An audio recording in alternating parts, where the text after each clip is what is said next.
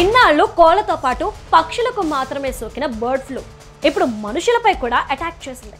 తాజాగా అమెరికాలోని వాషింగ్టన్ రాష్ట్రంలో ఓ వృద్ధుడిలో H5N5 రకం ఏవియన్ ఇన్ఫ్లుయెంజా అంటే బర్డ్ ఫ్లూ వైరస్ గుర్తించినట్లు అధికారులు ధృవీకరించారు. దీంతో ఈ వైరస్ మానవునికి సోకడం ప్రపంచంలోనే ఇది మొదటి కేసు. అయితే ఈ వృద్ధుడికి ఇతర ఆరోగ్య సమస్యలు కూడా ఉన్నట్లు తేలింది. అతడు నవంబర్ ప్రారంభంలో ఏవియన్ ఇన్ఫ్లుయెంజా లక్షణాలతో ఆసుపత్రిలో చేరాడు. పరీక్షలో ఆ వ్యక్తికి సోకిన వైరస్ ఇన్ఫ్లుయెంజా AH5 రకానికి చెందినదని గుర్తించబడింది. ఇక H5N5 సబ్ టైప్ సంక్రమించడానికి మూలాలను కూడా వైద్యులు కనుగొనే ప్రయత్నంలో ఉన్నారు. అయితే వ్యాధి సోకిన వ్యక్తి పెరటిలో పెంపుడు కోళ్లు ఇతర పక్షుల మిశ్రమ గుంపును పెంచుకుంటున్నట్లు సమాచారం. ఈ పెంపుడు పక్షులు అడవి పక్షులతో సంబంధం కలిగి ఉన్నాయని ఆరోగ్య అధికారులు గుర్తించారు. పెంపుడు పక్షులు అడవి పక్షులు రెండిటిలో ఏదో ఒకటి ఈ ఇన్ఫెక్షన్ సోకడానికి ప్రధాన మూలంగా భావిస్తున్నారు. మనుషులకు బర్డ్ ఫ్లూ అటాక్ చేసినప్పుడు జ్వరం, దగ్గు, గొంతు నొప్పి, శ్వాస ఆడకపోవడం, అలసట, కండరాల నొప్పులు వంటి అనారోగ్య సమస్యలు తలెత్తుతాయి.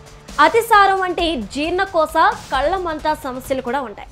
ఈ తీవ్రమైన కేసులలో న్యూమోనియా, తీవ్రమైన శ్వాసకోశ బాధ లేదా మరణం సంభవించవచ్చని నిపుణులు చెబుతున్నారు. అయితే ప్రస్తుతానికి ప్రపంచవ్యాప్తంగా మొదటి కేసు మాత్రమే నమోదు కావడంతో భయపడాల్సిన అవసరం లేదని ప్రపంచ ఆరోగ్య సంస్థ సూచిస్తుంది. కాకపోతే అనారోగ్యంతో ఉన్న లేదా చనిపోయిన పక్షులను ఎట్టి పరిస్థితుల్లో తాకకూడదని హెచ్చరిస్తున్నారు నిపుణులు. పెంపుడు పక్షులను పట్టుకునేటప్పుడు తప్పనిసరిగా చేతికి గ్లౌజులు ధరించడంతో పాటు వాటి శ్వాస నుంచి దూరంగా ఉండటానికి మాస్క్ తప్పనిసరిగా ధరించాలి. దీంతో పాటు ఇన్ఫెక్షన్ సోకిన జంతువుల గురించి లభించే పచ్చి లేదా సరిగా ఉడకని కోళ్ళు, మాంసం, గుడ్లు, పచ్చిపాలు వినియోగాన్ని పూర్తిగా నివారించాలి. వంట చేసేటప్పుడు మాంసాన్ని సురక్షితమైన ఉష్ణోగ్రత వరకు ఉడికించడం వల్ల వైరస్ చనిపోతుందని నిపుణులు చెబుతున్నారు. ఏవియన్ ఇన్ఫ్లుయెంజా ఈ వైరస్లు సహజంగా నీటి పక్షులలో ఉంటాయి. అయితే ప్రస్తుతం గుర్తించిన H5N5 అనేది గతంలో పక్షులలో మాత్రమే ఉంది, కానీ మనుషులలో లేదు.